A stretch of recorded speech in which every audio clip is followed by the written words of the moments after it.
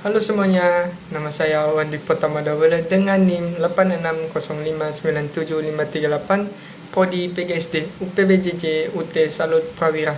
Di video kali ini atau di kesempatan kali ini saya akan memenuhi tugas atau mengerjakan tugas 3, yaitu pilar-pilar pendidikan dan relevansinya di era digital.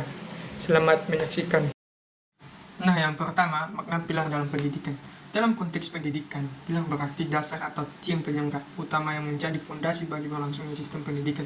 Pilar pendidikan berfungsi sebagai pedoman agar proses pendidikan tetap memiliki arah dan tujuan yang jelas. Nah, tanpa pilar yang kuat, pendidikan hanya akan berfokus pada penyampaian ilmu pengetahuan saja, tanpa peserta didik. Oleh karena itu, pendidikan tidak hanya bertujuan mencerdaskan, tetapi juga membentuk manusia yang kepribadian baik, mandiri, dan bertanggung jawab. Di Indonesia juga ada salah satu tokoh yang memberikan dasar penting dalam pendidikan adalah Ki Hajar Dewantara. Beliau dikenal sebagai bapak pendidikan nasional karena gagasan dan pemikirannya sangat berpengaruh terhadap perkembangan pendidikan di Indonesia sampai saat ini. 2. Prinsip dasar pendidikan menurut Ki Hajar Dewantara.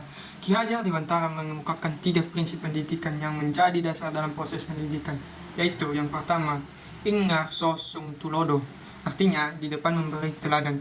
Prinsip ini menekankan bahwa seseorang guru atau pendidik harus menjadi contoh yang baik bagi peserta didik.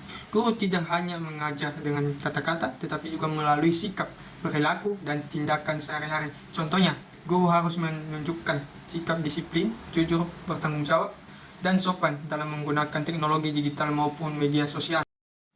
Prinsip yang kedua yaitu Ing Matya Mengun Karso, artinya di tengah membangun semangat. Prinsip ini menjelaskan bahwa guru harus hadir di tengah peserta didik untuk membimbing, memotivasi, dan membangun semangat belajar mereka.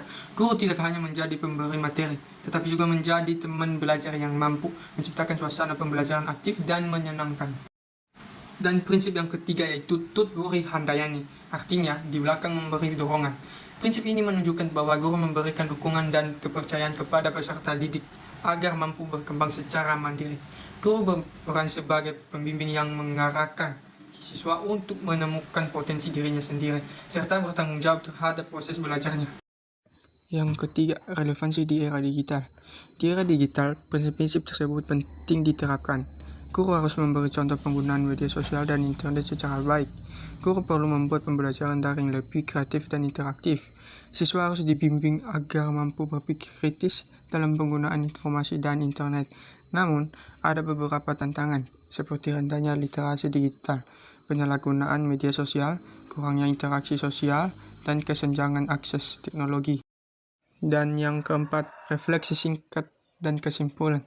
Menurut saya, pilar pendidikan dari Ki Hajar Dewantara masih sangat relevan untuk menjawab persoalan pendidikan nasional saat ini. Pendidikan tidak hanya berfokus pada pengetahuan, tetapi juga pembentukan karakter, etika, dan tanggung jawab peserta didik. Dengan menerapkan keteladanan, motivasi, dan pendampingan, pendidikan Indonesia dapat menghasilkan generasi yang cerdas, kreatif, dan berkarakter di era digital.